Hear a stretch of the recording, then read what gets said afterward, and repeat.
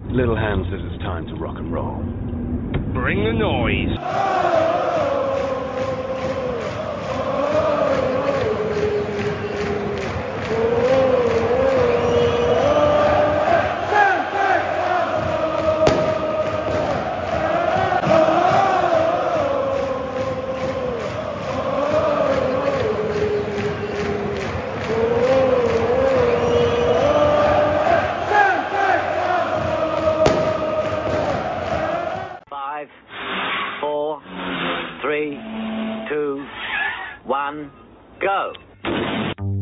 Good evening, folks, and welcome to the E-Turns podcast. My name is Desi and I'm hopefully joined tonight. I am glad to say I am joined tonight by our regular correspondents and also Ralph. Ralph has managed to join us. Good evening, Ralph. Welcome back. How you doing? I've managed to stay awake all day. Well done. We'll come to you back in just a second. And of course, we're also joined by regular correspondents Hector Bandido and Monty Burns. Good evening, gentlemen.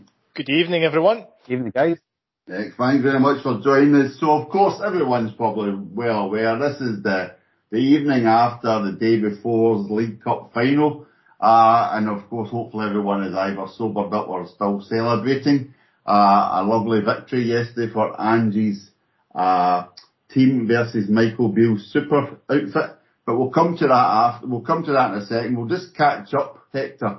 I know you are a regular tactician, etc. So I just wanted to highlight what's happened since our last chat, since our last podcast at the end of January. We were discussing the transfer window, etc., new people coming in. Since then, Hector, right, what we've had result-wise is an away win at Tannadice, a 3-0 home win versus Livy, a 4-1 win away at St Johnstone, a 5-1 home defeat of St Mirren in the Scottish Cup, and a 4-0 defeat to a Barry Robson-led Aberdeen. The last time we chatted, we were discussing how Jim Goodwin had the most inept, I don't know what the opposite of apt is, the most inept name in Scottish football, so he was given his daughters at Aberdeen. But Hector, what I wanted to point out to you before we come to the League Cup final, which is all, what I wanted to point out to you is, in those games I listed there, the scorers listed are Jota, Moy, Taylor, Maeda, Kyogo, Turnbull, Hatate, O'Reilly, Calmack and Abada. How's that for a team that can score goals? It's quite impressive when you put it like that, isn't it? How the goals are shared throughout the team, and yet Kyogo's got over 20 goals this season, so it's actually just tells you about the volume of goals we've scored. Was there not something recently we've scored the most at this point in any season for like 30 or 40 years, something ridiculous. But it's interesting, all those games. I think there's been one recurring theme. When we spoke the last time, I think we'd all broadly agreed that we hadn't hit top form. We were doing enough, but we were kind of playing within ourselves. I actually think we've raised our game the last number of weeks, and so much so that most of those games have been done by half time. Our first half performance is pretty much finished the game by half time, and in many occasions it's become a bounce, a training session in the second half, just keep ball the second half. To be honest with you, it can be a bit boring at times, but if the team still want to sit outside their penalty box and have 11 players behind the ball, there's not much more that we can do. So good to see, we've raised our game, we're beating teams convincingly, and I've been really impressed with how we've done over the last few weeks. A lot of good football, a lot of good goals on display as well. Yep, definitely. And Monty, I know you like to see how the overall team is performing, etc. It seems to be over the last, as Hector's kind of point, since the turn of the year, every fortnight or so, it seems to be another person steps up and kind of moves forward, if you know what I mean. Like it was Maeda post World Cup, and then it was Moy, then it's been Hatate, and now it's Kyogo. It just seems to be like everybody's raising their game. Yeah, and it's not just in one department. It's not that where, Maeda carries us for 3 or 4 weeks and then tails off a little bit and someone else steps up in that, wide playing position. It's spread across the team, and I think one of the big bounces that we're getting is the fact that the coaches have all week to work with the team now. We're not having to run sort of Saturday Wednesday, Saturday, Tuesday, whatever it was. And I think that's part of Hector's analysis as well at the start. Why we're seeing this uptick in form is the fact that they're able to work, the coaches are able to work with a team and work on specifics, able to work with individuals. And I remember in our last podcast, I think it might have been Hector picked up on the commentary about Harry Kewell and how beneficial Kewell has been to the forwards in the squad. So I think there's a lot of things that kind of combine to give us a really, really good focus. And I think within that, if you're training all week instead of preparing for a match on Tuesday or Wednesday, the standards are naturally going to raise themselves. The intensity is going to get higher. You've got all week to work on things, and everything just seems to be clicking and in a really good space at the minute, Desi. It's a joy to see. It's great to watch. It is, and talking about a joy to see. Obviously, a lot of people will be listening to this on audio. We don't share the video, but we get to see Ralph Malph on video tonight. So that is a joy to see. I didn't think I'd ever say those words, Ralph. But Ralph, we've known you on the podcast for a while, so I feel duty bound to ask you this. Knock, knock. Who's there? Giorgio Giacomakis. Who? Exactly. So we never even noticed that he'd left, if you know what I mean, Ralph. That's how easy the transition for Celtic has been, as we've highlighted all those different people scoring. We're no longer dependent on one guy up front. It's quite a team. It's quite a team effort. Ange has built here, isn't it? You mentioned Giacomakis not being noticed. We've not missed Juranovic either because of Alistair Johnson. And that guy was a star at the World Cup as well. But we're watching the games and we're maybe getting, I hate to say fed up because we'll never get fed up watching performances and wins. I would love to stand and watch a couple of the training sessions because the players that have come in, according to Ange in an interview I saw last week, have raised the level of training as well. And because we've got two players for every position, two good players for every position, then the team looks like it's picking itself, but I don't think it is. I think the newcomers have raised the standards of the ones that were already there. And we're all geared up now, ready for another hit at the Champions League. That's the way I think he's planning it. Yeah, well, touch wood. That's, we can come back to that in a second. But that's interesting, this you're saying there, because we've discussed a few times before where I sit at Celtic Park. I've got a real, if I'm looking at Celtic attacking up the park, going left to right, so to speak, up my line basically crosses right across where Ange is watching, us attack, and I can see him when he's getting frustrated. But as Hector's pointing out, we're playing so well these days in the first half, especially at Celtic Park. He's no, I've seen him storm down the tunnel. We might even be winning 1 or 2-0, but this hasn't been recently. This has maybe been the other side of last year, that he's been annoyed because I've not been following his instructions and I've not been making the right decisions. But it appears now they are making the right decisions and they are being where they're meant to be. And I think the whole Moy stepping up his game and Hatate step up his game, and they've combined in stepping up their games rather than conflicting with each other, if you know what I mean. There's no anybody trying to be the star. There's just people trying to be as good a team player as they can.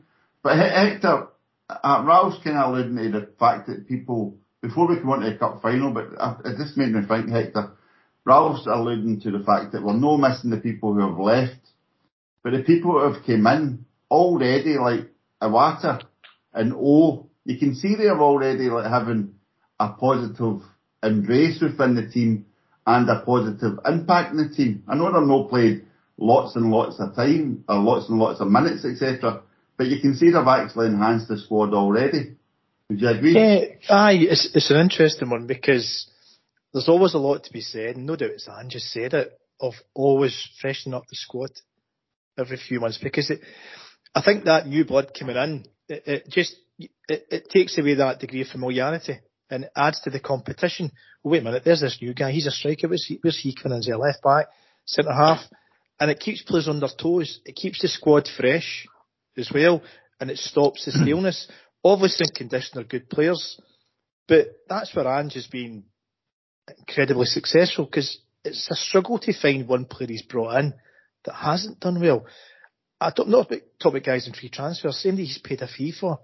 It's an actual struggle to think of one guy that's not been successful. When he's getting that hit rate, you can imagine the players saying, right, the window's about to open up in January or end of the season. I wonder what the gaffer's going to do the next 3 months. Sorry, the next 4 weeks, 6 weeks. Is he going to bring in 4 players? Who's he going to replace? I think it keeps players on their toes. Mm-hmm. And back to Ralph's point there about Giakoumakis, who I think all of us liked. He did a really good job for us, right? Nothing against him. The same way with Juranovic, we all liked him. But you look at more so Johnston did rather than O's, just a couple of games a sub, 1 start. Johnston I think he's been absolutely outstanding since he came in. With his debut at Ibrox, played really well. But the last 2 or 3 games, he's took it up a level. And I felt yesterday, we'll come to the game, but it's just got to point out, I thought some of his kind of, not just his challenges, his channeled aggression, controlled aggression, if you like. Make sure they knew he was there, right? Taking no shit, but he can play football. He's got an incredible engine. I think to play for Ange, you've got to have that incredible engine. And I like everything about Ange, what he does, the rotation, the new energy that's always there, and he's never happy. He's never satisfied. He's always looking to take it up a level, up a step. And if he's transferring that to the players, and you can only say he must be based on their sound bites, it just sets up well for us as long as Ange stays at Celtic. I think we're going to have success after success. Yeah. So, Monty, again, like one of the important aspects, and this actually ties in really well with yourself, Monty, because you're always going about the culture phenomenon within any institution or any organisation.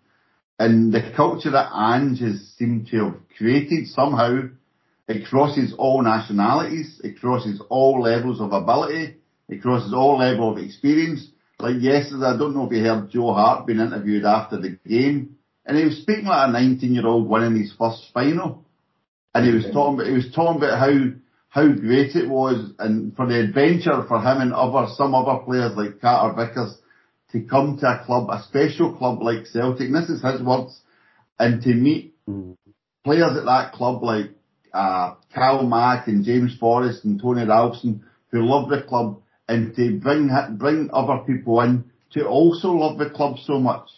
I mean, to actually generate that sort of environment, that's some going, considering where Celtic have came from in the last 18 months to a year. We talked a lot, and I know I've brought it up on a few of the podcasts, that the profile of player that he's signing appears to have a particular mentality, and that mentality is either someone with a point to prove, someone who just has never had a chance on a higher stage, or someone who genuinely wants to be at Celtic. And that whole starting position of, if you don't want to be here, you can go. I want players who want to be here. You know, when he took the job, that's a really, really difficult thing to do, to back yourself in that scenario. But when you lay out a vision that's really clear, and then you fill the roles in the organisation with people who want to be there, and people will have different motives. Desi, some of the players would have joined Celtic as a stepping stone, but as long as you're clear about that, there's nothing wrong with that. Yeah. Come here for 2 or 3 years, make decent money, get yourself a profile, and then move on to a bigger thing. And Juranovic is a perfect case in point in that. You know, we talked around some of the subtleties of maybe why we got him cheap. Giakoumakis is probably similar, but that cultural piece, that togetherness, I haven't seen that. O'Neill built it, but O'Neill built it on what Beale will most likely fail to do across the street. And O'Neill built it on, we're so far behind. This is the establishment, we got to take them down. Rodgers built it through I think his whole framework was called commit or something like that. He got to prove his theory at Celtic and then took it with him. Ange just appears to have it naturally. And that is fucking gold. If you can set a vision with clarity and have a set of behaviours and then a set of metrics that go with the behaviours. And I suspect that's why, again, we're seeing this. And he doesn't forget anybody. He doesn't, last week piece, Hector. I seen a video from outside Celtic Park last night, only seen it today. And there mightn't have been a huge crowd there, but they took the time. The team stood there with and spoke. No, the one from outside. The one actually from outside. But that's what I meant, but the reason probably, so apologies, but the fact that like they were all on the Kerrydale Street still celebrate the Kerrydale Street, all the fans were still inside the stadium, so on you go. But he took the time. He doesn't miss when he speaks. He thanked the players, but he thanked all the staff. including all the staff at Celtic Park. And when he says it, it doesn't feel like it's glib. He's saying it with sincerity. And I listen and I watch specifically after he gave his little G-up speech and, enjoy the night, go again, because I'm going to ask you to go again because we never stop. And I watched, and basically the entire nucleus of players was clapping as frenetically as the supporters were clapping and cheering. They've all bought in. It's a fucking glorious thing, and long may it continue. Just the one thing I was going to say, you made the point there about he's very clear in what he expects with players. They're in, get out. It's just interesting. Yesterday he joined the Viaplay guys after the match, and something in that said, but Gordon Strachan's there. And after we beat, was it the Scottish Cup at Celtic Park, Ange also joined the kind of small group of the TV crew, and him and Gordon Strachan spoke for about 3 or 4 minutes, and it was some of the best viewing and listening, because you seen Ange in his element. He was talking to a football man who he trusts, and it's as if he just dropped his guard, and him and Gordon were just two guys loving football talking. And the fact that Gordon's son Gavin is a coach with Ange, he's got insight obviously through his boy that others won't have. And it was just interesting, before Ange arrived to join them, that point was brought up about Ange and who he wants there. And Strachan said what you just said there. He basically says, look, with Ange, if you're not bought in, if you've got no intention of being 100%, he moves you on. Doesn't matter who you are. He goes, you're out.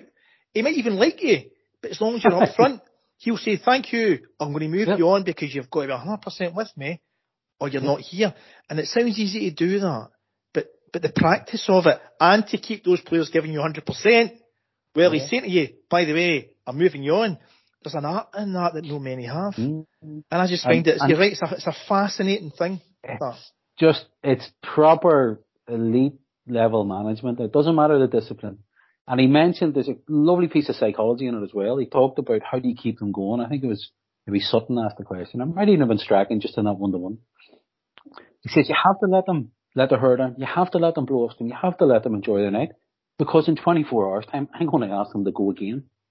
It's that mentality to say, when you achieve it, go and celebrate it, but really, really quickly get back here because we have another thing to do on Saturday. And his point was, if he didn't let them do that, then how can he motivate them? Why are we here? What's the why am I here? Yeah. Why am I busting my nuts? And I think, Hector, that works on every single level and every single facet as to how he's managing that football club. It's the same with the coaches. It's the same with the players. It's the same with even the likes of James McCarthy in the background. McCarthy apparently is a fantastically positive influence around that dressing room, even though he's not getting a game. And he probably won't get another game for Celtic unless it's a bounce game.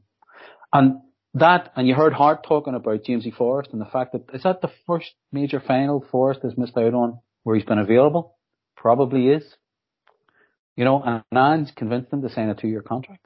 But yet Forrest is turning up when he's been asked, and he's delivering, and he's doing what he's been asked to do. It genuinely, and you hit the nail on the head, it's the hardest thing to do. And to do that as a one-man band coming from the other side of the planet, Jesus. Want to watch? Okay. Maybe we want a box of watches with us, man. And Ralph, you're the man who's got contacts behind the scenes, etc. One of the aspects I don't know if you saw it, hopefully you did, just there was 2 wee scenes I liked. One was Cal Mack hugging. There was a woman, I think, she must obviously help with the coordination or whatever. But Cal Mack's came down or this one, I think it was about, and he just hugs her. It's like, as if he knows her. They're just caught up in like a Celtic embrace of, we've won the cup, and it was brilliant. And then after Celtic have got the trophy, all of the staff, Ralph, I don't know if you saw, all the staff got on the plinth, and they get their photo taken on the plinth. You see like Harry Cool and all that, and Ange, you see them all together. And again, I seen Cal Mack try to get all the staff to make sure they got the players. It's not just a superstar player idea, it's actually the whole collective. So have you heard anything behind the scenes, Ralph, about how this is generated or how this is handled? Because Anne seems to give the impression that he is very much there's a player's domain, i.e. the dressing room, and this is my domain. Obviously he's the man in charge overall, but how he kind of directs that whole world, really. That it's very much a laissez-faire way of running. He gives the impression that everything's important. He gives the impression that he's not really in charge, he'll just step in when he has to. But in actual fact, that's another kind of clever psychology where he is in absolute charge, but he's making sure that nobody feels left out, nobody feels outside the circle. Circle's probably a lot bigger than it has been in the last 20 years or something. But he's absolutely in charge, mate. There's no doubt about that. And he's also, there was something I noticed yesterday when he was talking to the Suttons and the Strachans. Do you notice his cough disappears when he's not talking to journalists that are working for the media? I did. What is that?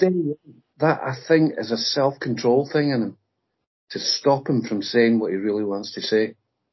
He remembers to cough before he answers the questions. It's a kind of self-discipline that you see at the highest levels in the business world. Something. Very good, Hector.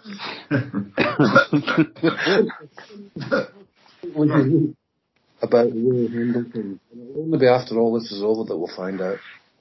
Right. So we're coming into the world of the League Cup final yesterday. So let's go back a week. Say Hector, right? Let's go back a week. The build-up starts, right? We've got the last league game, or the last game. The build-up starts. My only worry was, like, at that point, I don't think the only concern we had, Moy hadn't been playing, I think he'd been dropped, even though he did really good, or not been dropped, but he wasn't playing, and we weren't sure why. Did you have any pre-match nerves, or the week before the game? Hector, did you have anything on your mind that was giving you a concern, covering anything at all for the game? I think there always is, right? You can be confident, but I think we're all old enough in the tooth for it. I've been overconfident years gone by, and lo and behold, in a cup final, you lose. So, always try to just keep that in mind before every cup final. Did I think we'd win yesterday? If all was fair and square, yeah, I thought we would win. My biggest doubt was not so much about the players, it was just the officials. Based on what we've seen since VAR's been introduced, that was my biggest concern yesterday. Because it's bad enough having one of them, but having a second guy, and based upon the decisions being made uses the term for loosely here, right, and against us, and I don't know, I think they've had one with Partick Thistle recently, was their first dubious one of the season. That was my biggest concern yesterday. I just thought, look, if that gets involved, it's what could hold us back. But amazingly enough, I can't recollect VAR being involved once yesterday. Even after the goals, I can't recollect a VAR check for a minute to check a goal. I don't know about you guys. I thought Hugo's second one, they might have checked that one. Yeah. But Hugo's second one, because he was just on side. Yeah. Or even leading into Barisic. Aye, there wasn't a check on it at all. And the pass to Hatate was borderline as well. Hatate's run just about kept him on side as well. So I'm struggling. So how come every week, every single Celtic goal, we just see the Celtic games. There's a minute's pause, sometimes 2 minutes to get checked. But it turns out it happens with every game, every SPL game. We just don't see them all. But yesterday it was like that. And I don't know whether that was a conscious decision they made. So, whatever. Is it possible that there's two different governing bodies? And I could be wrong here. The League Cup and the SPFL, do they fall under two different governing bodies? I.e., could there be two different sets of referees? It's SFA referees, though, isn't it? It's SFA governing the refereeing side, and that covers all of the games. Does it? It was only just a thought, because I read somewhere as well, the notion of it being a clear and obvious error seems to be getting repeated quite a bit now. So VAR can't intervene unless it's a clear and obvious error. And if you look at a lot of the things that have happened prior to this seems to be a sentence that's getting used lots, and I could be putting two and two together coming up with five. But the notion that VAR can only interject in a clear and obvious error, a load of the bullshit that happened to us in the first 3 or 4 months of the season, they were not clear and obvious errors. That was fucking a hun with a video game. That was genuinely my biggest concern. How the team was playing, how Ange rotates the team. How it's not a 11-man's game, it's 16. He plays 16 players every week, and sometimes there's 2 or 3 in and out of that 16. So in effect, he's maybe using 18, 19 players. So I was confident that the structures there of the football would be pretty good with a better team. But when VAR was taken out of the equation, I was chuffed a bit. Right. So Monty, just to be clear, Hector's alluding to Celtic. Ange may use 16 to 18 players, blah, blah, blah. VAR, or the officials yesterday, we had referee Nick Walsh, assistant referee Frank Connor, assistant referee 2 David Room, fourth official Kevin Clancy, VAR John Beaton, assistant VAR. Look, what does the assistant VAR do? Do you think he's the guy that presses the fast forward, or the right click and the left click on the mouse? Assistant VAR Graham Stewart. So we've now got 6 officials doing realistically every Celtic game. I mean, that's where your 10 grand's going. Apparently it's 10 grand a game these days. You know what I mean? So, I think UEFA had delegates at the game, so it makes me think they were on their best behaviour. Or else, or maybe John Beaton was still in the pub, we're not really sure. Maybe he was in his local watching it. We're not really sure. But there must have been a lot, Monty, there must have been a lot of people that lost money yesterday expecting a James Tavernier goal for the penalty. I messaged the big Man U supporting mate of mine from Dublin, Stephen. He was over at the English League Cup final. And I messaged him. I said, look, the easiest money you're going to make, stick a tenner on Celtic being on the wrong end of a VAR decision and Tavernier getting to take a penalty. So thankfully he didn't, and he ignored me. But everything in the build-up to the game would have suggested that was a safe bet. It's hard. I actually thought Walsh had a really, really good game. And I'm watching him, and in the 1 or 2 borderline decisions, I'm shouting on him going, yeah, work for them bastards and blah, blah, blah. And then I watched the back and went, they actually got that right. I'd seen someone trying to make a point that Kyogo, when he fell over himself, was somehow a penalty. It was never a fucking penalty. He tripped over himself.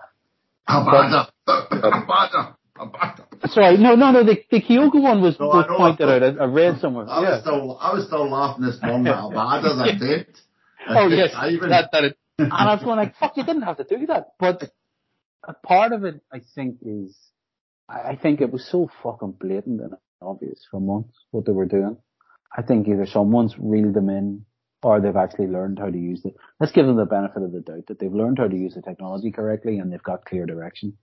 But if there was 2 points in the league and that was 1 each going into the 90th minute and there was something in our box, that's where the real test comes in. And those guys can't help. Inherent bias. It's programmed into you. There's nothing you can do about it. It's there. Walsh should never be put in that position that he referees a game involving Rangers. The same way Beaton shouldn't be either. And the sooner we get that, the sooner then. But we never gave them a decision to make. That was true. Important. And bang on the money. That was the heart in the mouth, Ralph. That was a heart in the mouth moment, especially as the ball, especially that one that went right across the goal and Kolak missed it and Barisic missed it. Those are the sort of like bouncing balls. You're just waiting for hitting somebody's side arm kind of thing and getting that due-base penalty. Those were the heart and mouth moments for me.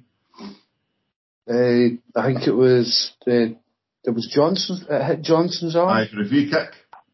Aye. And he didn't hesitate there. So if that had been, and it's debatable whether or not it was handball. You can't say it's not deliberate, Ralph, but it was clearly going into the box. Not necessarily if it was happening at the other end, but that would have been. There was a few. I was concerned at the start because I tweeted who's going to get the license to tackle freely, and Kamara I think had 3 questionable tackles and within 5 minutes. And I thought, well, okay, he's letting this game go a little bit. No, that's the idea. But then, sure enough, we did talk at half time between us, and then they started booking people in the second half.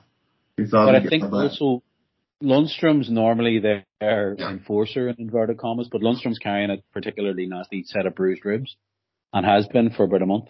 So I think that boy was either holding himself back or was padded up in such a way that he couldn't.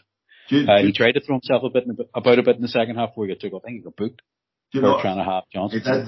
Yeah. Do you know, I looked up today. I could not believe John Lundstrom's only 29 years of age. For some reason in my head, I believed he was at least 32. 33, 34, yeah. But exactly, honestly, and at 29, a tough paper round, as they say. So I'll come back to Ralph. So moving on for the pre-match nerves, so to speak, trepidation. What about the media? I know you do your diary, and hopefully everyone listening gets to read Ralph's Tim's diary on a daily basis. Sakala, let's go into the Sakala press conference. That other mob, Sakala, who plays for the other mob, Ralph, was that a classic karma's going to get you? Absolute. They're obviously they're playing to the gallery with the support. The support haters enough anyway, and it seems that since Beale's come in, he's had this attitude towards us as well, and there's always instructing the players to play to the gallery the same way he has, and you don't go out and say something like that. It's just stupid.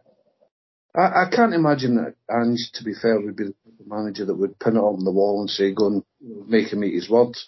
That was Beale's language, wasn't it, Ralph? That was the way Beale would speak. That Sakala was actually replicating how Beale would speak. Mm-hmm. Yep. It feels like...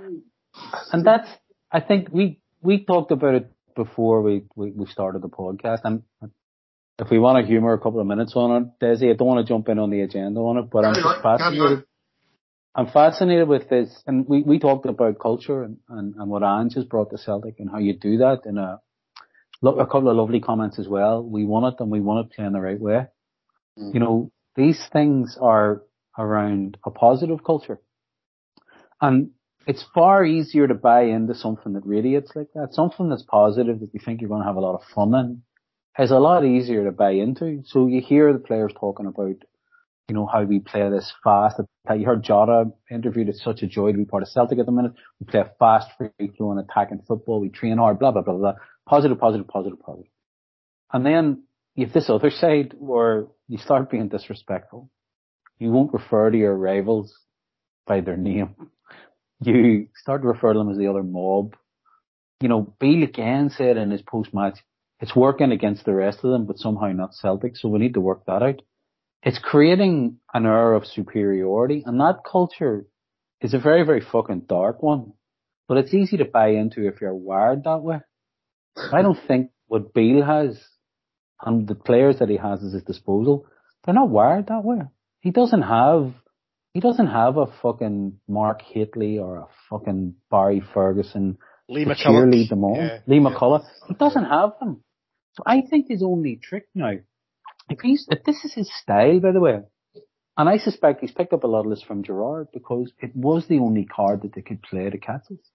Create this fucking bastards are out to get us. They're the only ones. We've got to take them down. And then you pin that, you know, old school, they're going, you know, all this talk of 10 in a row. And you've heard Gerrard gloat about that, you know, subsequent. But in order to get that takes fucking ages. And you need a dark mentality and you need a load of them. And because they're going to be budgetary constrained, I'm fascinated with what he's trying to do tactically as much as what he's trying to do culturally. Because I don't think he's going to succeed on either front. In order to stop us, they built a system over 3 years to stop effectively Neil Lennon's team. So will he be given 3 years to stop Ange's team? Absolutely not. Will he have the guts of 50 million to spunk up a wall to build a team in the way that Gerrard did for 3.5 years? Absolutely not. So tactically, you're going to see how good a guy this is. But on the other side, and I know he's a rookie manager and all that, and Lenny wasn't exactly, you know, fucking a paragon of virtue in his first season either. You learn as you go. But culturally, what he's trying to do, taking your team into a huddle on the pitch after you've just lost a cup final in the full view of TV cameras. I can only remember one guy who ever did that to give his team a bollock, and it was that clown from Hull City. Oh, remember the guy with the tan? Phil Brown. I was at half-time. Kept them on the pitch, Phil Brown. Kept them on the pitch at half-time. Humiliation, you're fucked. Now, whatever Beale said in there will stay among them. But again, you start reading between the lines. You know, Morelos, supposedly, first player ever to score in a cup final, and none of his teammates ran to him. He's gone. Coulson supposedly storms up the tunnel. The Huns don't even stay on the pitch to watch Celtic receive the cup. This is all the makings of the dark arts, and this is all the makings of trying to build a really nasty outfit. But you need the right tools to do that. You can't. But see that a lot of good points there, Ralph. You should come back in again. But I just came to mind there that, but to do that, you need an adversary who will react to what you're trying to do. Yeah. But that, and what I mean by that is Celtic having players on the pitch like a Neil Lennon type, but we don't. Our style of football, our players are nothing like that. So because our style of playing under Ange is about quickness of speed of thought, speed of movement, speed of passing. It's not about antagonising an opponent, having a fight, putting one on somebody other than by exception. So no matter the dark arts this guy wants to try and bring in, he's not got a Neil Lennon either on the touchline, want to have a fight with them, or on the pitch, want to have a fight with their players. Our players are wired so differently. They're not like a European continental attack team with pace. So it won't work. So I think his only trick, and sorry, because I know Ralph will probably have much better and longer insights into this going back a while than us, but I don't mean that in a bad way, Ralph. I don't mean that in a bad way. I would bet that their type of signing going forward with the financial restrictions that they have, it's going to be the likes of a fucking Ollie McBurney. It's going to be the likes of a Ryan Jack. It's going to be a thuggish fucking, like Lundstrom likes getting a bit of a needle and a bit of a dig in there, and he's a decent footballer. That's going to be their type. And all I could think about watching them on Sunday was, fuck me, you remind me of Celtic when we had the likes of fucking Mike Galloway signing for us because we thought he was a good team and he'd do a hard job for us. That style of abrasive, negative football to try and stop an opponent. And maybe the guy will grow into the job. Like, let's face it, that's his first defeat in 15. So, he's not a dud. His team obviously relate to him, but his tactics look naive at best against a more technical opponent, which we are. They look sluggish at best against a fitter opponent, which we are. But in his mind, if it beats the other 10 teams in the league and matches us, then he's down to 4 games a season that he has to win the league. So I'm fucking genuinely fascinated by him. As much as his really, really sort of amateur-Irish press conferences are a wee bit cringy at the minute. I mean, it was cliche bingo yesterday. Fucking bite down on the gum shield, take your medicine, going to be lower than a snake's belly. It was fucking cliche ridden beyond. He didn't really say anything. But maybe he's cleverer than I'm giving him credit for. I don't know. Oh, but maybe it's also the Emperor's new clothes. No one's actually questioning them. The media are lapping this up.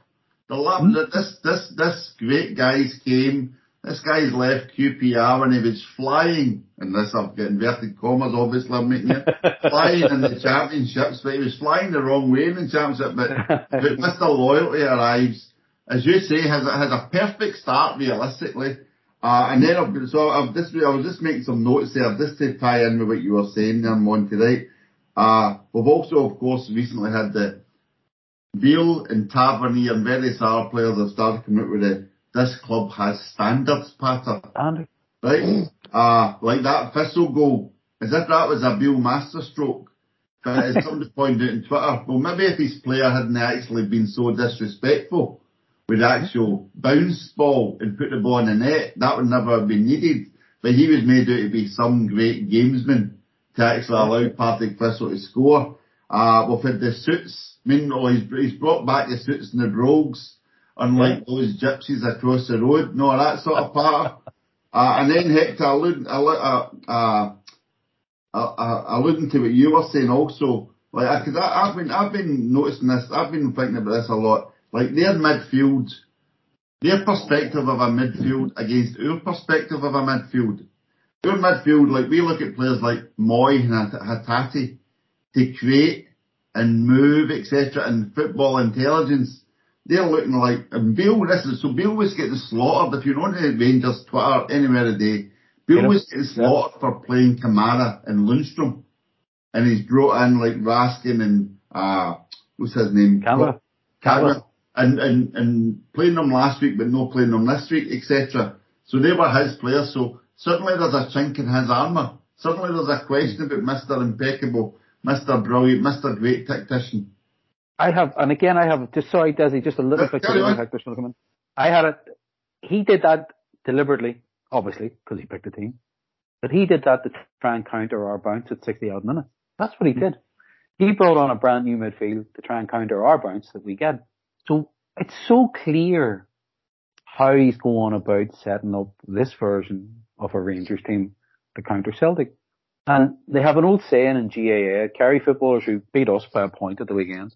They always talk about when you go up against an opponent, you hammer the hammer. That's how you beat them. You go to their strongest point and you fucking hammer it. And our strongest point under Ange, arguably, is the fact that after 60 minutes or 65 minutes, we make a triple change and it doesn't affect us. In fact, sometimes it bounces us on. So I think Desi, he didn't have a choice yesterday. He had to start a 3 of some sort. Two out of those 3 were supposedly carrying injuries into the game in Lundstrom and Tillman. And Kamara's been on the fringes. The other 2 young fellas that he signed, who are a different type of footballer, arguably. And Jack was carrying an injury, supposedly coming into that game too. He tried to do a like-for-like swap to counter us, but it backfired. And I think it's a glorious for anyone who wants to search it. You search Beale fault on Twitter, you'll find fucking hours of endless, delicious reading.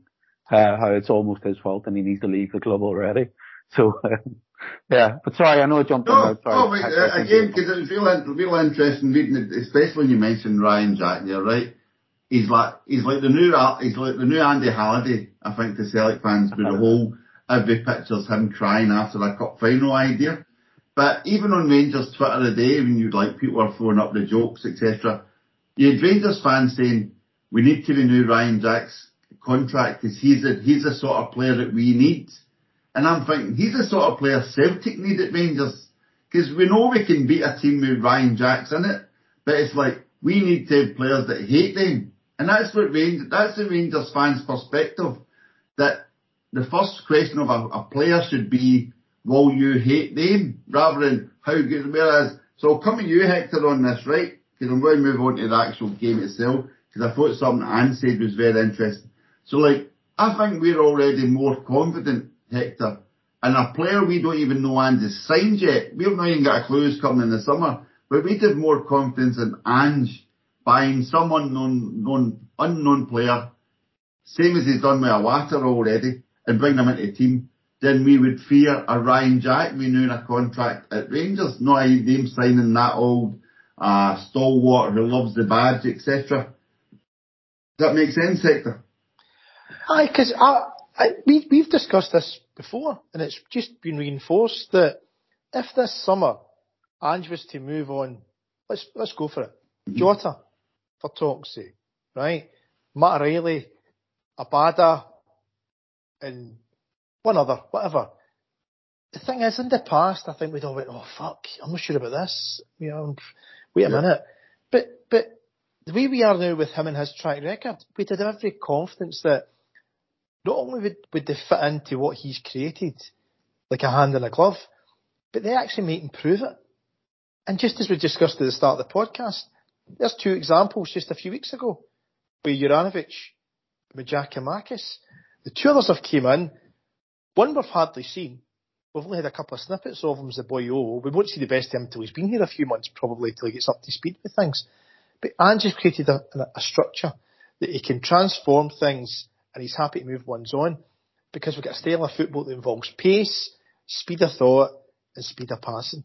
And that's what he looks for. And you can see the template every player he looks for must have. They'll have different attributes. So, Monty mentioned 2 for each position, and we've discussed this as well. Ange's comments, yeah, but the 2 in each position have got different skill sets. But what they do have in abundance is hard work, football brain, and speed of passing. Yeah. One might be stronger than the other, one might be quicker, one might have more skill, but they've all got the kind of key attributes that he wants in a player. So I think no matter what, we're set up really well. And it intrigues me coming forward to trying not to jump too far ahead. I can't help myself, but ideally the Champions League next season intrigues me. It really intrigues me what he's learned, because this will be how Ange is next tested at that level against this season, right? He's got high standards. We expect him to win the league this season. It's the Champions League next season. We expect to see better in terms of results, certainly, performance in some areas as well. So I know I'm jumping ahead a wee bit, which I shouldn't really have done, but I can't help it. I just want to see. I'm desperately keen to see him progress in about September, October next year in the Champions League. Yeah. No, but that was interesting. You also alluded to Ange being tested. So Ralph, again, hopefully you caught this, again, just jumping back just before the game, a couple of days before the game, Ange was being asked about his trepidation, nerves, etc., and anticipation ahead of the game. And he said, "That's not my role. I'm no a Celtic fan. Celtic fans, they'll get that excitement, etc. I'm not here to be excited before the game. My job is to do my job. My job is to be clinical and actually make the decisions and make sure I get the right team on the day, etc." That whole kind of detached mentality, if you know what I mean, Ralph. That clinical, professional. When he said, it's a job I've been doing for 26 years. Yeah. Which, again... Lucky Ange. Ties in with the last two comments from Monty and Hector. We're creating a culture, hopefully, that'll be successful outside Scotland. But that's why the Champions League is going to be intriguing. Absolutely looking forward to it already. Because what he's building is aimed at that. Whereas across the city, what they're building is aimed at us. Yeah. Everything is aimed at beating us, taking us down. They're not looking out with their own little circle. And Beale is kind of come in like a spiv, almost like a con man, because he's read what's around him and he's playing to what I've said. If you know, even their songs are about us. Everything about that is about us. Or based on your songs, which I find really strange. Oh, well, looking at it, yeah. Well, see, if you're only 12, you know how it is. When you're 12 coming 13, you're struggling for identity. You're just not quite sure who you are. So maybe that's it, Ralph. You're only becoming a teenager. Well, they're growing up as well, but they've started through adolescence. Yeah. We're looking at we're going to get bigger, we're going to get better. There was Agnelli, I think, used to be in charge at Juventus. He talked about the bigger picture of European football leaving clubs, and he named Ajax, Benfica, Panathinaikos, Celtic. Noticeably, he didn't mention that lot. But as clubs that don't benefit and are falling behind the English Premier League thing, that's a different subject for a different day. But again, it shows where we want to be and where we need to be, as opposed to just building a team that's going to be us for a couple of times a year. But see, if we get back to yesterday, right, there's also, we were by a distance the better team, but there's also the fine margins. That's always the case in football. And the bit with the references when the game's nothing each, I thought they'd a tap-in until Carter Vickers made an incredible goal-saving challenge. So it just shows that even though we're by far the better team, very much on top, they still could have went 1-0 up. And you'd probably expect that 8 times out of 10 to go 1-0 up in that position. Yeah. But Carter Vickers' intervention, obviously then we regrouped and just off we went again. But I actually felt yesterday we controlled the game for large parts. 2-0 up. I wouldn't say we took the foot off the gas. They just had to throw everything at us. And they got a wee break for a corner and the ball fit and whatever, blah, blah, blah. And it gives you a wee lift. That's football, right? Get a goal, get a lift. But I thought for over the 90 minutes, we probably controlled it for the best part of 65 minutes. And if anything, when they had their wee bit of 15-minute spell outside their penalty box, say 30 yards out, they never really created anything. And in fact, we could have scored 2 or 3 goals in the last 10 minutes just with counter-attacking football. So I think we played within ourselves. I think we can play a lot better. And that, for me, that's another good sign. We beat them with a bit to spare without playing our best. We were running the ball down in the corners a couple of times, which I've not seen us do in any other game. Now, whether or not he'll pull them up for that, because it's not how we play, it's a different question altogether. Professionalism, Ralph, isn't it? I think this is exactly what he was alluding to, that they're empowered. You know, it's a cup final. Yeah, exactly. The 89th, 90th minute, do what you want, lad. You know how I want you to play, but if you need to take up all the corner and run down 30, 45 seconds, do it. You want to go long because you're feeling a wee bit of heat? Go long. I don't care. But you know what our principles are and stick to our principles. And that's a maturity that Hector just alluded to, and you also, Ralph, that in Europe, our absolute strict adherence to the principles and inviting so much pressure on ourselves, they now know how to deal with the pressure. I think McGregor talked about the fact that for 60 minutes, Rangers didn't break, did their press. Celtic were able to break their press without any problems. He talked about that. So it's that notion now of, right, we know we can do this, so we'll do it, but when it starts to get a wee bit too hot, just you lump that fucking ball up front and you go catch it and give us a breather here. Yeah, maybe it's a little bit of maturity coming in, you know. Yeah, there was a slight kind of linking back to what we were just discussing there. But again, I think we've got a manager and a team and a philosophy, and our club philosophy, as Ralph says, looking towards Europe, looking towards bigger pictures. Whereas I think across the water, the other mob, they're looking towards the past for solutions. They're looking for your Walter Smith scenario, etc. And yesterday in commentary, there was 2 instances where Ali McCoist, that great tactician, had a go at Starfelt for daring to take the ball round a guy in the box. I mean, Ryan Kent was never anywhere near him. He done a lovely turn and then played the ball, as you say, Monty. He played the ball coolly under pressure to Taylor, and Celtic brought the ball out.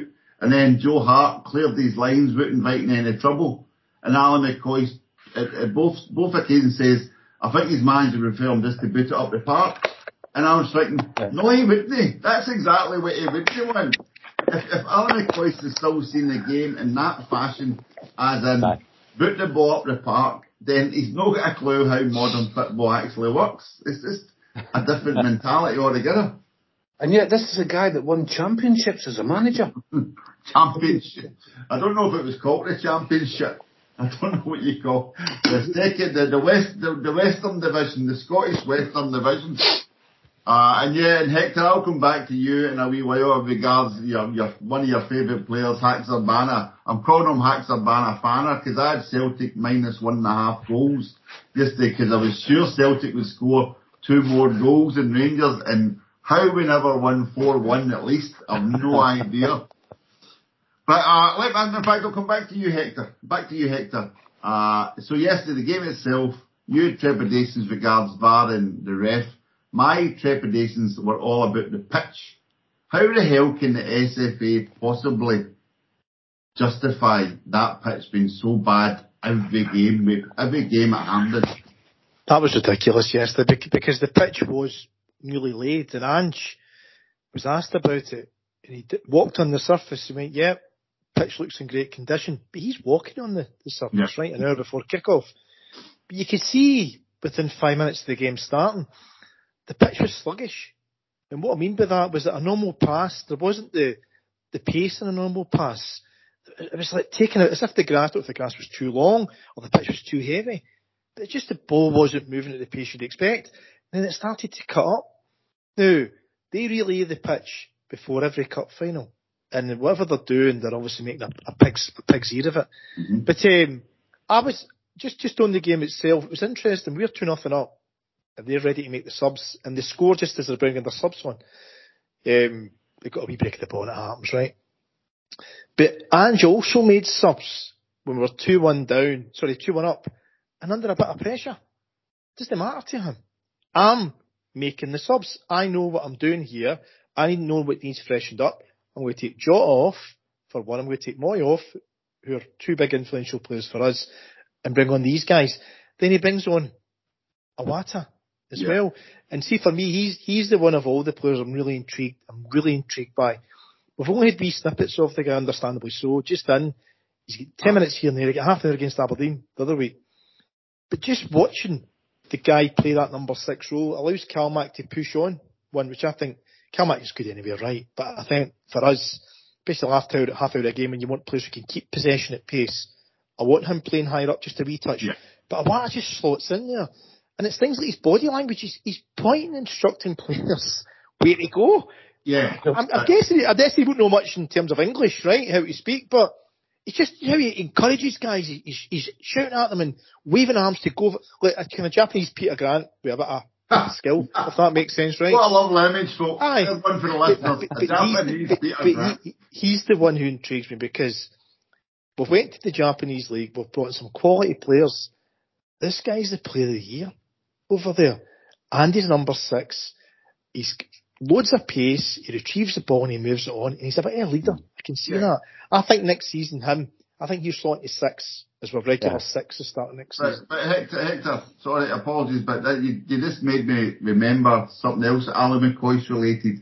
And Alan McCoist was having a go at Ryan Kent in the first half. I don't know if you heard it, where he was basically saying Ryan Kent should be side on, should be facing the ball side on, so he can take the ball, let the ball run past him, and carry on with the attack. No, rather than he's back to goal, he's got to stop, he's got to turn, he's wasted half a second. Celtic have managed to come 5 yards closer, etc.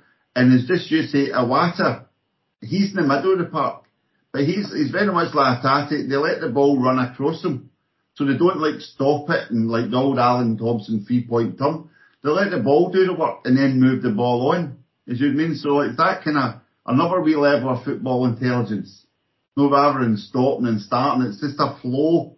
Everything just keeps flowing. It's really, really impressive to watch. I visualise him, Kalmak, and Rio Hatate. I visualise those three there as a terrific three with a lovely balance in midfield. Yeah, but again, like at the moment, it must be tough being Ange, having those lovely decisions to make. I'll come to Monty having those lovely decisions to make. Like, how can you drop Aaron Moy? Because you watch Aaron Moy yesterday. He takes the ball. He's very much like Cal McGregor, happy to take the ball anywhere on the pitch, under any pressure. That whole, this game here, they'll not get it back off me. Hatate will maybe get it away now and again. But like Moy and McGregor, you can guarantee they'll either move the ball on, shield it, or else take a foul. No, that way you can guarantee they'll not lose the ball in a dangerous places. So like really then we say, Iwata starts to develop in his game, gets up to speed. O'Reilly's chatting at the door. Turnbull can't get lucky to go on the bench these days. It must be really a lovely dilemma to have for Ange, do you think? I think the options that are there as well, because the midfield is so interchangeable now, that, and again, I just keep pinching myself that this guy's only in the door a season and a half. It's just mad. That we've so many options. You could play with two number sixes. You could put Iwata and McGregor in there and just be that bit more solid. Moy doesn't necessarily get to lose out. Moy's 32 now. Seems like a very fit fella. So you maybe got another 2 years out of Moy in the same way that Forrest's at that tail end of his career as well. So it's this notion of turning around assets. Call them, that's what they are. They're assets. You're turning over your assets in a good, efficient fashion, but you're retaining the valuable ones and getting as much out of them as possible until they're at their end of life. And I don't mean end of life as it's fucking they're going to die, but their end of useful life in terms of a Celtic midfield. So I think Moy, think Moy's quite happy. The guy Maeda, he plays as a forward, but he's like an extra midfielder. Not an extra, yeah. Sorry, and you mentioned McCoy. I picked up on it. It's just my puerile sense of humour. He was talking about Maeda's ability to keep running, and he said something along the lines of, he must just run home, say hello to the missus, and plug himself straight in. Tuck himself in. He's so fast. I was waiting for he can turn the light off and bin bed before it was up. One of those, stupid sort of fucking schoolboy football-y jokey things. But we've got so much support from the front line to that midfield, and I thought Moy yesterday was excellent. I thought he set the tone. He had that wee bit of counter dig to anything that they thought they were doing. Won the ball brilliantly a couple of times, real good, solid tackles. And he also had the through ball for both the goals. You look at Moy's, assist to the assist or whatever, some stat will have a measure for that. But I thought he was brilliant. And again, we want to watch for that guy on a free. We'll get another at least 2 years out of him at top level. So I don't think we're going to be hampered too much. Even say you get a year, but as Hector's out, we've already brought Iwata in to help supplement him and McGregor. So you can see that whole plan, the quick continuation plan's already in place, and I dare say Ange will be looking to bring some other players in. He'd always talked about the Iranian League and that. Remember before he always talked other areas of it. Korean League. He's already starting to look at the Korean League. So I'll come to Ralph, because I know this is one of his favourite subjects, Ralph. The dark arts, gamesmanship, professional gamesmanship, how to win a game when you really need to dig deep. Like watching Big O coming on and being booked after 90 seconds yesterday, Ralph. I would imagine you thought that was a joy to watch. And I mean that in a positive way. Some decks are just coming in and making an impression straight away. Right, did any of you watch something on Netflix called The Physical 100? Was this the endurance thing? This like the last man standing? Yeah. They're all South Korean, and some of the stuff they made them do was unbelievable. As soon as your man O came onto the pitch, without trying to stereotype, you immediately could tell the difference between a South Korean, a Japanese, a Chinese, right? I don't want that to sound in any way disrespectful to any of them. Edit. Aye, that's Ralph from Stoke. That's Ralph from Stoke, everyone. One every 6 fucking podcasts, you know he's going to do it.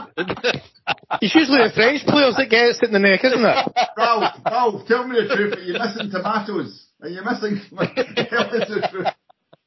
The aggression. Again, it's like saying people from here do this, people from there do that. Yeah, no.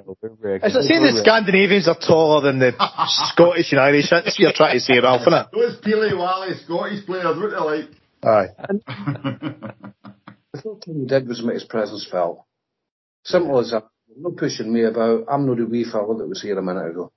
Same way that Barry Robson did. Johnson's very much the same. You know, Barry Robson come on, ginger hair, you knew he was looking for trouble. And straight away... That's a Scottish stereotype done as well, isn't it? Barry Robson with freckles and ginger freckle bastard. Anyway, there. But just your point about Odo was interesting. Obviously, you get booked, we're all going, oh, then you seen the replay and went, oh, absolute deserved his booking. He rattled him, by the way, he went in, and he went, bang, in the ribs, bang, take that. And I was fucking well done, really pleasantly surprised. Well done. But he also, it didn't shock, sorry Hector, but he also did, even when he got towards the end of the game, I actually thought it was a chance for me to get sent off, but it was clever enough just to make his presence felt, like in the corners, etc., like risking another yellow, but not like the exuberance and the excitement didn't get to him. I think that was like calculated. I'm going to bang him here. This like a professional hard player. But see when he did that, sorry, Monty, but see when he did that, because he's obviously new. They've not seen him, right? The Giakoumakis was our plan B if Kyogo was the playing. So they couldn't handle Giakoumakis. We spoke this before. Goulson had the fear with Giakoumakis. It was interesting. They must have thought, this guy's coming on, guy's for Asian market. I wonder if he's a bit like Kyogo, you know, maybe he's not wanting a bit of physical battle. And he just went bang. But the signal that sends to Davis and to Goulson immediately is, he's taking the shit, this guy. It's all about mind games half the time at that level. And knowing that this guy is wanting to physically compete and put one on us, don't underestimate how important a statement that was. He's only 21 years of age. He's a fucking kid. Yeah. He's a kid. And that's amazing. It's just, you can understand why Postecoglou wanted him so badly. And I hope, by the way, I do hope we go back and get that other guy, Joe, because he looked outstanding. And that again, you know, dovetailing in. Sorry, Rob, go ahead. I was just going to say, the other thing about that I noticed was how quick his feet are when he's in possession. You know, when they were playing he can do the John Hughes, not the defender, but the original Yogi. He was the same kind of player. And I don't know if there's a lot of template we're looking to rebuild what used to be Celtic, but we're certainly getting quite a few in the same mould. Yeah. So that was a joy to see Iwata and O coming on and making like real contributions. Abada's contribution I thought was quite comical, that dive, and obviously with a couple of chances of scoring. Your favoured Haksabanovic, Hector, sadly he couldn't win me my cooking. But again, what I really found wonderful was that whole team collective. Like, you saw all the players who'd been subbed or were in the squad, knowing the pitch, watching with anticipation for the final whistle. You know, it was like that whole, like, mongooses all watching, like, the horizon. Here we go. And then the whole team celebrates. Everybody, all the staff, all the players and management, everybody's together. It's just, I just think it's like a great time to be part of that whole Celtic world at the moment. You can see, like, everybody's moving forward together. Obviously, people will move on. That's just life. But I think everybody's like, as you alluded to earlier, Hector, we're wishing people well, like Giacomakis and Juranovic. There's no hard feelings. You expect that. See when you do the first trophy as a new team. We beat Hibs in the final last year. That first trophy as a team, right? You can imagine the celebrations are going to be fantastic. That's why yesterday, watching that again was great to see, because the energy's still high. Because for many of them, it was their first trophy. Because Ange's rotation, the likes of Iwata, Johnston, some of the guys signed last January, missed it. I think the League Cup final was November, December last year, wasn't November, it? aye. Hatari didn't win one. So, Maeda, Hatari, O'Reilly, Hatati, none of them had the League Cup. So probably about 7 or 8 guys in that squad were getting their first League Cup medal yesterday. Okay. So having won three trophies, it's great, the energy's still high. You expect it with the first one for any team. To win 3, still be absolutely jubilant and ecstatic. And as you say, Desi, there's a team, there's a group spirit mentality that Ange has created there, and it's actually wonderful to see. It really is. Yeah. So as we head towards the close, Monty, you'd been questioning the whole BealeBall and what is happening with Michael Beale. What do you think's next? Do you think he'll get an easy ride towards a Scottish Cup final in a second place, or do you think the pressure will start to pile on? Ironically, I think they'll circle the wagons, the whole Scottish media will circle the wagons, because I was thinking it was going to be along the lines of just wait till Michael's got his own full team. Well, they're starting that, I think, early, because season book renewals will go out most likely. And he burnt too many times in the 90s to ever take even a 9-point lead for granted. But I think I put that up on our WhatsApp.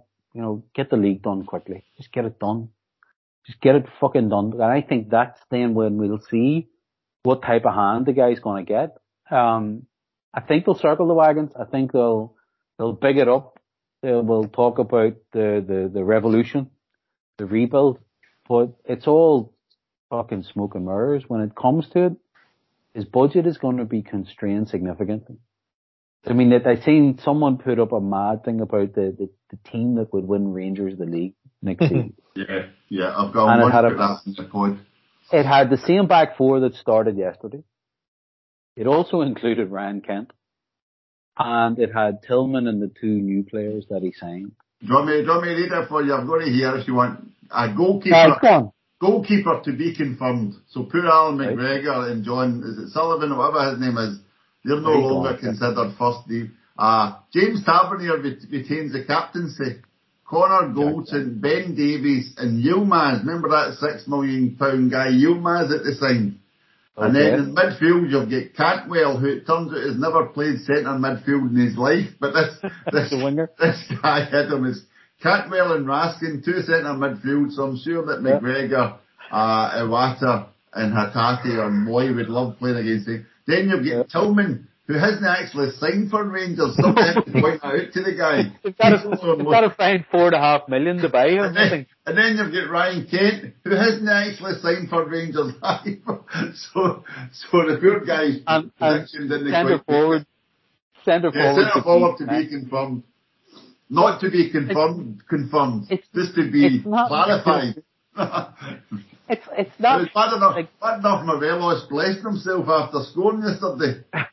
Maybe that's why they didn't join in with him, because Beale's. What about the size of him? I mean, we have a laugh and a joke, but I mean, we're almost at March. He must be, what, 12 pounds, 18 pounds? Hector, you're a football man, right? But even, say, imagine you're a scout for any reasonable sized team, and that includes like the Championship in England. I'm not even talking about Premiership.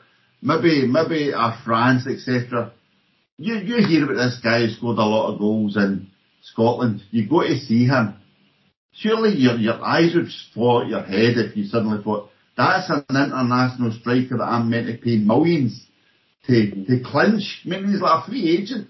The MLS written all over him, I think. It's a weird one. Also, the message it sends out to his teammates. Yeah. You know, these guys are put in training, their diet's all set out for them. their sleeping arrangements, how many hours they're expected to sleep and rest is set out for them, and what their body weight's meant to be, their body fat. And you see a guy like this who's clearly overweight, still getting a regular start. It sends out the wrong signals to the rest of the professionals. That guy Roof, who scored for them, was he injured or did he just? No, he was dropped. He was just dropped. He was scored last week and then he dropped because his face was stripping him in the crowd. So that's a guy who's just come back from injury. He's got another 2 years on a contract, as far as I'm aware. Because you're asking about where BealeBall's going. Who scored? He's had a couple of games. He's recovering. He bagged him, I think, a winner maybe. And you just cut him to play a fat guy who's going to leave in a couple of months. And again, you're into the subtleties as to how you manage a group of men. And I think Hector touched upon it earlier. The difference between being a coach and a manager, it mightn't look like a lot, but it's a fucking vast gulf if you can't bridge it. And part of the challenge now is going to be the masking of any cracks, Desi, that come out here. The squad turnover that is inevitable. And they're hardly going to go with McGregor and Davies and Jack and Morelos and Kent again. They just can't. Those boys are at the end of their... Sorry, Ralph, can I just say one insight for yesterday, so I don't forget, was Beale was given the credit as being the coach. So Gerrard was the front. He was the name, the front. Big name, no doubt about it. But the coaching mentality, the brains behind the scene was Beale. And that's the truth. He was the man who took the day-to-day sessions and set them up. The system they played, the tactics, the formation. What was really interesting yesterday, that was the formation that they played under Gerrard and him against us yesterday. Whereas we get the ball and they tried to press us in the first half as much as they could. I think what was eye-opening, for Beale watching that yesterday was some of the things that would have worked in the previous spell there with Gerrard against us. The way that Ange plays, the rotation of the ball on a shit pitch yesterday, from centre-back to full-back, to Callum McGregor, to turn and spin and the give and go, they couldn't get near us for most of that. And I think if he's watching that, on his own time reflecting, going, fuck me, I didn't expect that to happen. This is different. Yeah, this is different. This is a different team we're playing here. This isn't the Celtic under Neil Lennon we're playing here. This is a different animal we're playing now. Right. Interestingly, we talked about the match at Ibrox. I know we're probably dwelling a wee bit too much, but I think it's important to see what the guy's trying to do. And I'm genuinely fascinated by him because at the end of the day, they're going to be our main rivals, even though we would much prefer that they just died or stayed dead. They're going to be there, and that's just reality. So if I look at that, the match at Ibrox, what he did, and myself and a mate of mine, I think I mentioned this the last podcast at the Leipzig match, we were watching this, and there's a space about 10 or 15 yards in from the sideline towards our centre half. There's a box, you could draw like a 20-yard square box in between where our left back and our right back will be because we play so wide. And he hit that with Sakala twice in that match at Ibrox, and he got joy out of it. And he tried to hit it again yesterday, but he tried it with a different setup, to your point, Hector. He tried it with the same setup that would have imposed the game on Lennon's team in that particularly difficult season that we had. The difference is exactly what you just pointed. That's all well and good if you've got control of the ball and you're dominating the football. But if you can't get anywhere fucking near it, and your opponent has it for the majority of that, and your opponent is pulling you left, right and centre, and McCoy's talked about Maeda's run for Kyogo's first goal. The runs that we're making are very, very different to the runs that Christie and Edouard would have made. That turn and simple, just fucking turn, spin, get in the channel behind him, the midfield coming on to support. It's we're a very, very different football animal now to what he's faced before. But his point still stands. It works against everybody else. He just has to figure out a way to get it to work against Celtic. But that, at the minute, domestically, is a fucking lot easier said than done. But it's back to the future football, isn't it? Like we talked about, mentioned Walter Smith earlier. This is Peter Lovenkranz's Alex McLeish tactics. Hit it wide to that, get the really fast guy, and hopefully he can outpace some fullback who's trying to get back. But Johnson, for example, yesterday, far too good. I mean, like, But it's fine lines, Desi. We the opposite at times when Maeda was running at a space against Tavernier. But they're just playing the old way, thinking they're still going to work in modern football. But it is fine lines, and sorry, I know Ralph's looking to come in. It is fine lines. Sakala missed a fucking sitter. Absolute sitter. I had to put that away. I had to put it away in my left foot, arguably. I've seen you at Celtic Park. Well, goal every 2 games. I know I've mentioned that once or twice. But Sakala missed a sitter. Sakala missed a sitter, and you know, you have Sakala missing that. You have those couple of chances that they did have. The one that Carter Vickers cleared. So it's fine lines, Desi, and I think just, you know, we just need to remain humble and remain focused. As long as we stay, I think we're going to be fine. Well, that's Andy's approach, isn't it? He's already said he's looking towards the St Mirren game. So, Ralph, just in closing, we're looking at an interesting double-header against Hearts in the next week or so. That's, again... Hearts at home and then Hearts away in the Cup. I think that could be one of our toughest games of the season, Tynecastle in the Cup. You can't discount the effect that VAR's had on the season so far, and you can't expect it just to stop for one game, for whatever reason it stopped yesterday. You talk about Beale beating every other team, but it's been terrible performances. It's been Hearts 1-5, whatever, and it's usually because of an intervention from off the pitch. Now, VAR has been run properly. He loses that. They're about to launch season books for next year.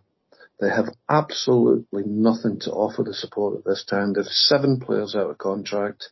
They've no money for replacements. They had to do not quite a share issue, but keep the lights on. Conversion, £1 million. Yeah.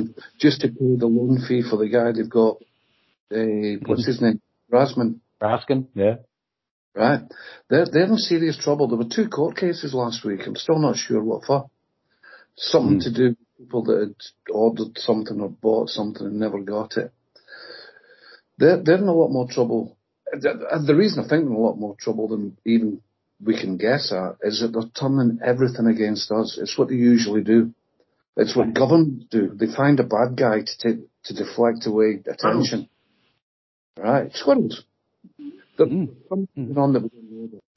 they don't sell 50,000 season books, or however many they sell, then they've got a massive cash flow problem just to keep the lights on, never mind investing, because they've no sellable assets. They can't get rid of a star player. You know, they can't reluctantly sell a star player. We've just sold 2 that we've not missed and made a profit. They can dream about it. Even though we were thinking, we never get 25 million from, we never get that. We turned over in the space of 18 months a profit, £10 million on 2 players. 2 players we've not missed. That's fantastic. They're making of it in the press because they don't want to admit that. No. Want to admit we could lose another 3 or 4 players and not notice a difference. And there's one piece in it though, Ralph, that will dictate where they go next under Beale, and it ties in with our challenges coming up in the next week or so against Hearts that Desi had kind of opened this one with. But just to segue back into that, they'll sell their books because they by and large have a captive audience.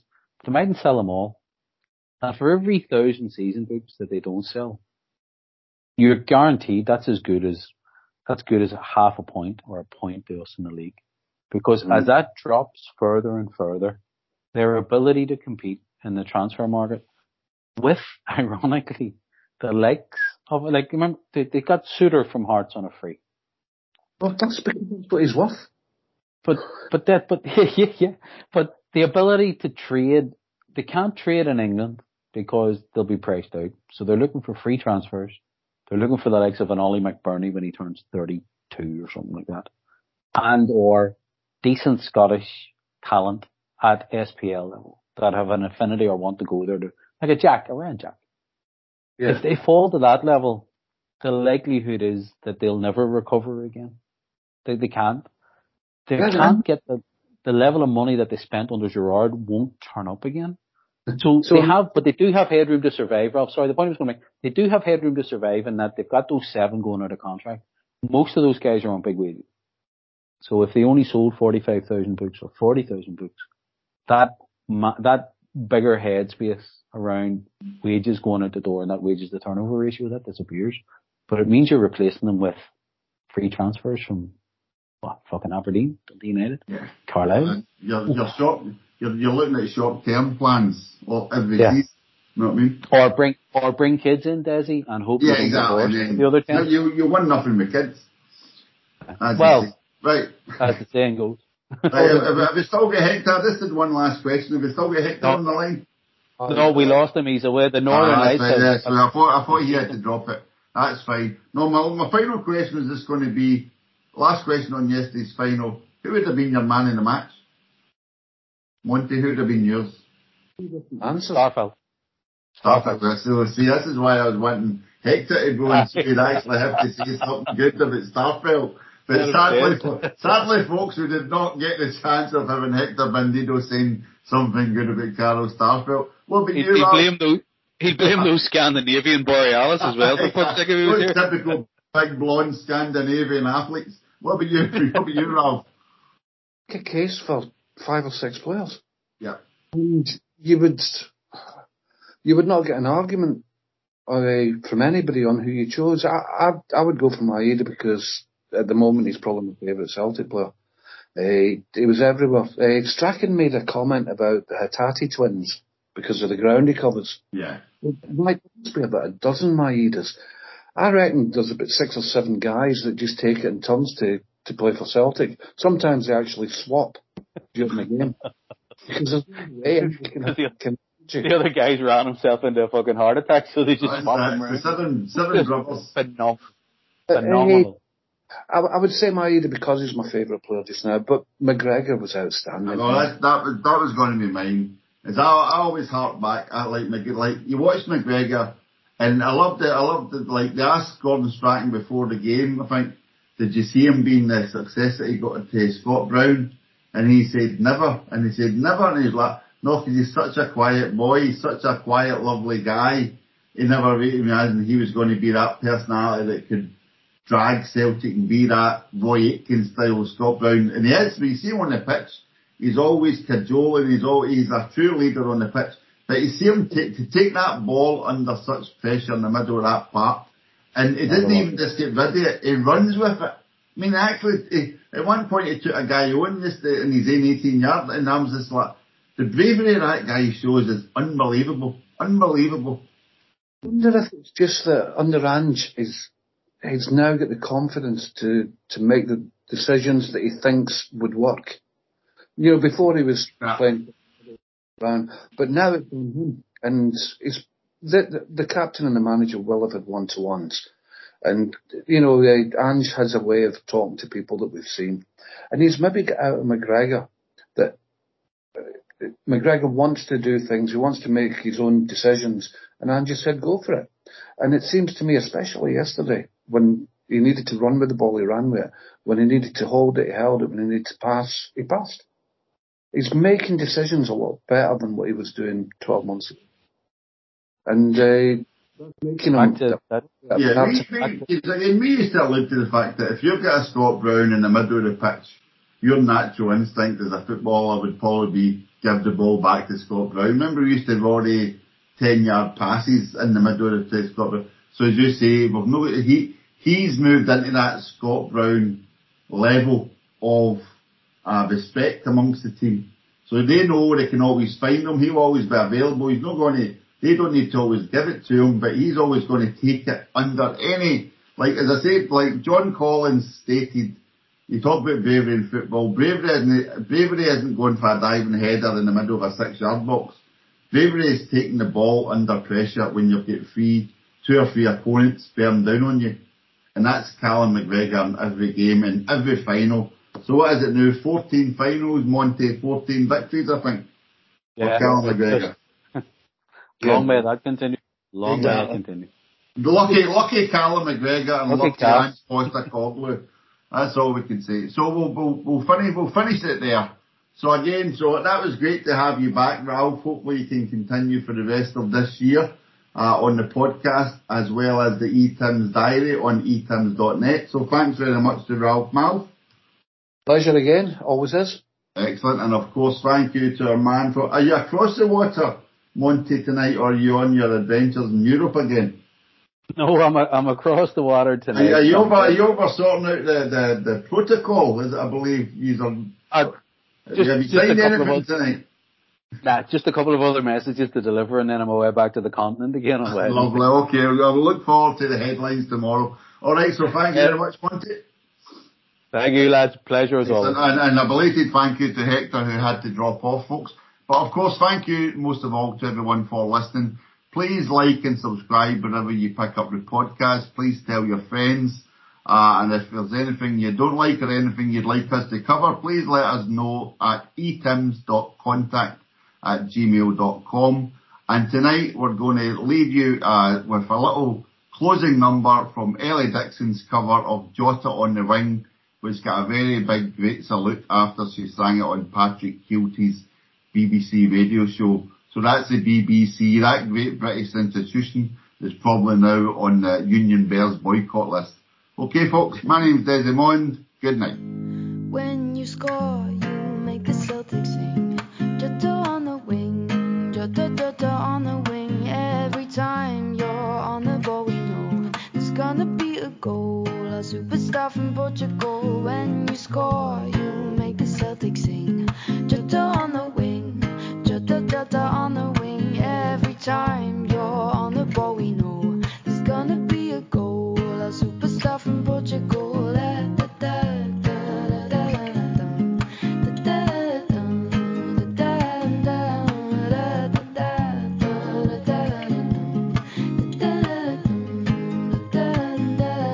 When you score, you make the Celtics sing.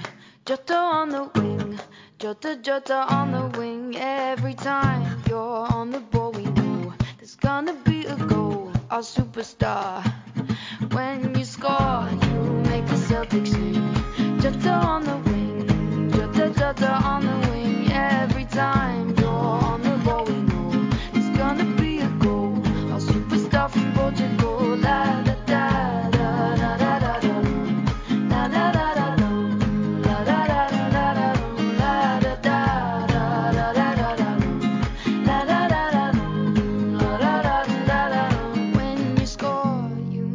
Celtics sing. Jota on the wing, Jota, Jota on the wing.